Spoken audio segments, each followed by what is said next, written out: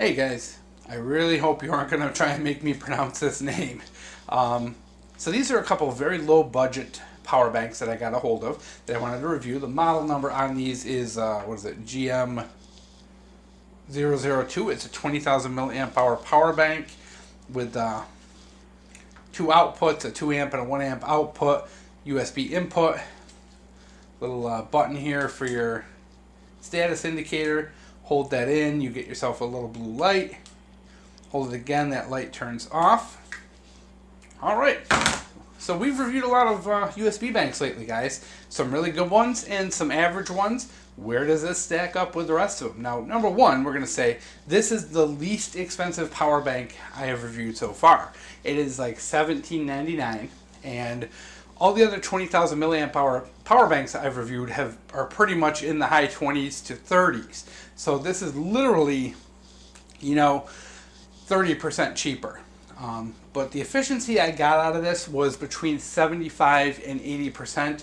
Mind you guys that these things take a little bit to break in. You really have to cycle them like 3-4 times before they're fully broken in. And being there's two of them to test these literally takes, 2 amps. You're talking about 10 hours to drain these things. So it literally takes 3 to 4 days of non-stop drain and charge to get these tests done. And I'm not fully complete with them, but I'm far enough along where I'm confident that these things are in that 75 to 80% efficiency range, which means you're going to get about 11,000 to 12,000 usable milliamp hours, which your theoretical maximum for a 20,000 milliamp hour power bank is 14,800. So that falls in at about, like I said, 75-80%, which, by the way, guys, is right on par with Anker. Anker, for the most part, most of their power banks are only about 80% efficiency, except for their higher end ones, which boast around 90. So as far as efficiency, you're really not getting your money's worth buying an Anker over this. You're not. It's just, sorry, they're very similar efficiencies, and this is a lot cheaper. Now, are there better power banks on the market? Yes. Now, why I've chosen this one to review is because it's a value leader. I always look for good values for you guys.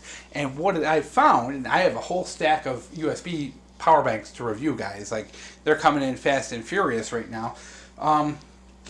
I have not found a better power bank for cheaper. And that's what I always look for in value gear is, can you get something better for cheaper? And if you can get something better for cheaper, I'm really not too interested in reviewing it. I want those things that get you guys the most value. Now, there's a big difference, in when you compare the $40 Xiaomi power bank, which is 90% efficiency, but it's $40. So what you're talking about, do you really want to spend, 22, 23 more dollars for 3,000 milliamp hours? That's one phone charge. It's $20 worth of phone charge. It depends on how you use it. If this is something you're going to use for life or death in your bug out bag, yeah, maybe you do. But if you're just going to be using this to charge up your vape, do you really need, do you need a $40 power bank? Absolutely not. So I picked these and kind of did these because they're an absolute value leader on the market. You're not getting better for the money. Spending more money, you can get better. And like I said, with the philosophy of this channel, it's what I always look for. Your next step up, of course, are the Romoss, which are, probably like 20% more expensive, and you're getting an extra 15% performance out of that. So it's a scale, guys, with anything, it's a matter of how much you want to pay versus what quality you want. But if you're satisfied with that kind of efficiency and just a simple plain Jane power bank for the cheap, go for it, guys. Tell you what, I have a ton of power banks. We use them all the time. I have one in each of our cars. I have one in the bug out bags. I have one at work. I think my wife keeps one at work in her locker. And then we have a couple around the house for, charging up phones, electronics, her electronic cigarettes, stuff like that. The kids' electronics when they leave their games on and stuff like that. So these things see a lot of use in our house, and you know, these things they've seen a lot of use just being plugged in while kids play games and stuff like that.